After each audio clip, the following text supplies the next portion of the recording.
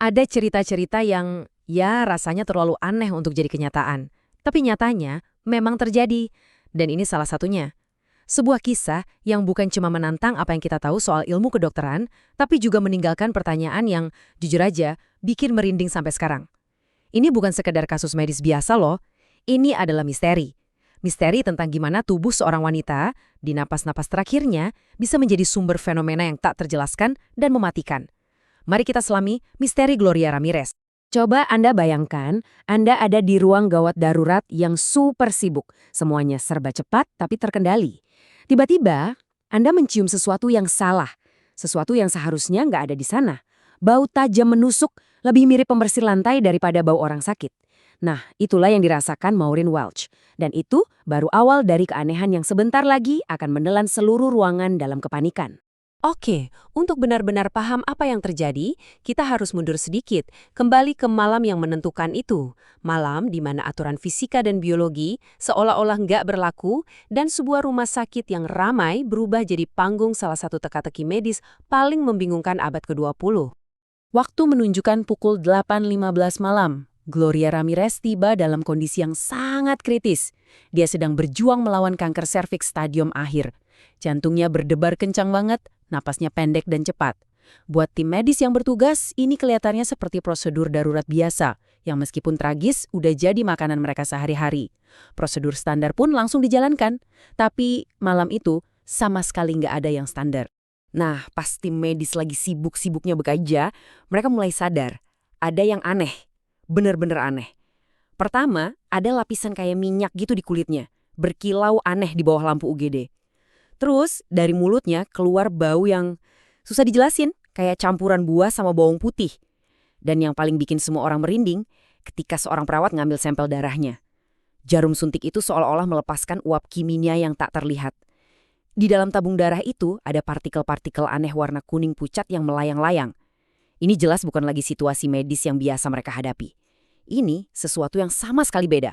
Dan kekacauan pun dimulai. Satu persatu, staf medis yang ada di dekat Gloria mulai berjatuhan. Seolah-olah ada kekuatan tak terlihat yang menyerang mereka. Perawat yang ngambil darah jadi yang pertama, langsung pingsan di tempat. Terus, seorang dokter residen tiba-tiba merasa pusing dan jatuh. Disusul terapis pernafasan Maureen Welch yang juga pingsan.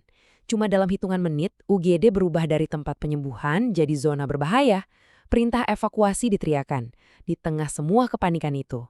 Tepat pukul 8.50 malam, Gloria Ramirez dinyatakan meninggal dunia. Di akhir malam yang kacau itu, inilah angkanya. 23.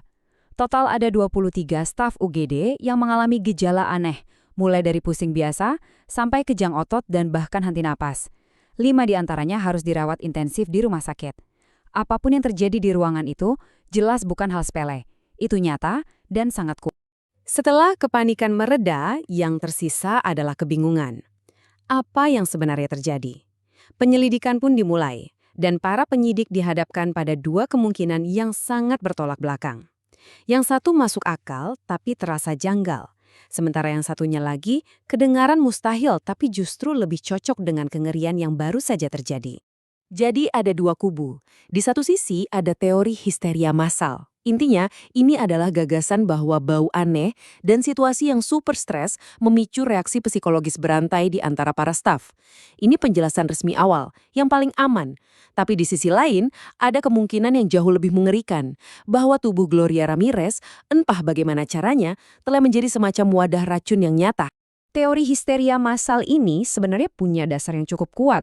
Tim khusus bahan berbahaya yang datang pertama kali nggak nemuin satupun zat beracun di udara UGD.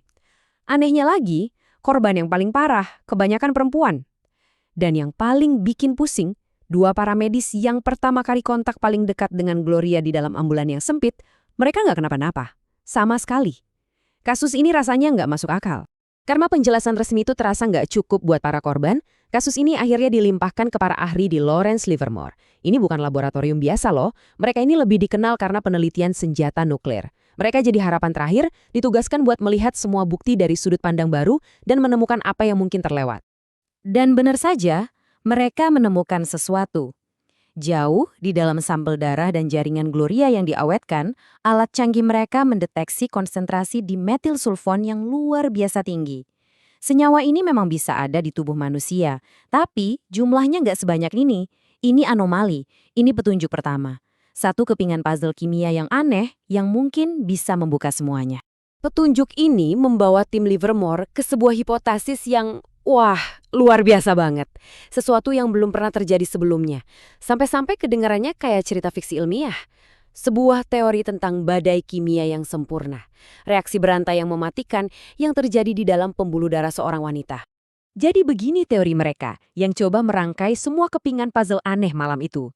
Menurut mereka, semua ini dimulai dari sesuatu yang kelihatannya sepele. Gloria kemungkinan besar pakai krim bernama DMSO buat ngilangin rasa sakit karena kankernya. Nah, ini menjelaskan lapisan minyak dan bau bawang putih itu. Terus pas para medis ngasih dia oksigen, DMSO di darahnya bereaksi, berubah jadi dimetilsulfon, senyawa yang mereka temukan itu. Sampai sini masih masuk akal. Tapi bagian gilanya ada di sini. Menurut mereka, kombinasi udara dingin UGD dan sengatan listrik dari defibrilator memicu satu reaksi terakhir. Reaksi yang mengubah semuanya jadi dimetilsulfat, sebuah gas super beracun. Dan gas inilah yang keluar dari suntikan darah itu yang bikin satu persatu staf medis tumbang. Lalu, apa sih dimetilsulfat ini? Ini bukan zat sembarangan. Ini adalah bahan kimia industri yang sangat berbahaya. Bahkan, pernah diuji coba sebagai senjata kimia. Gejala kalau terpapar zat ini, pingsan, kelumpuhan, kerusakan organ jangka panjang, ternyata sangat cocok dengan apa yang dialami para staf UGD, terutama Dr. Gorczynski yang menderita komplikasi medis parah selama bertahun-tahun setelah insiden itu. Tapi, sekeren apapun teori ini, tetap saja ini cuma sebuah hipotesis. Dan hipotesis ini punya banyak celah. Reaksi kimia yang mereka usulkan itu belum pernah terbukti bisa terjadi di dalam tubuh manusia. Beberapa ilmuwan juga bilang kondisi di UGD nggak cukup pas untuk memicu reaksi itu. Dan anehnya beberapa gejala klasik keracunan dimetilsulfat, seperti mata yang iritasi parah, secara misterius nggak dilaporkan oleh para korban. Jadi, ya, kita kembali ke titik awal. Kita punya sebuah teori yang brilian tapi nggak terbukti, dan sebuah kejadian yang menolak untuk dijelaskan begitu saja. Misterinya tetap ada, menggantung di antara batas sains dan hal-hal yang belum kita ketahui. Penting untuk kita ingat bahwa ini adalah penjelasan terbaik yang kita punya sampai sekarang. Para ilmuwan di Livermore berhasil menyusun skenario yang masuk akal secara kimiawi dan cocok dengan banyak bukti. Tapi, tanpa bisa menciptakan ulang kondisi unik malam itu, skenario ini akan selamanya jadi sebuah kemungkinan yang menarik, bukan sebuah kepastian. Dan di tengah semua perdebatan ilmiah ini, ada seorang wanita, Gloria Ramirez. Penyebab resmi kematiannya nggak ada hubungannya dengan racun, dia meninggal karena penyakitnya.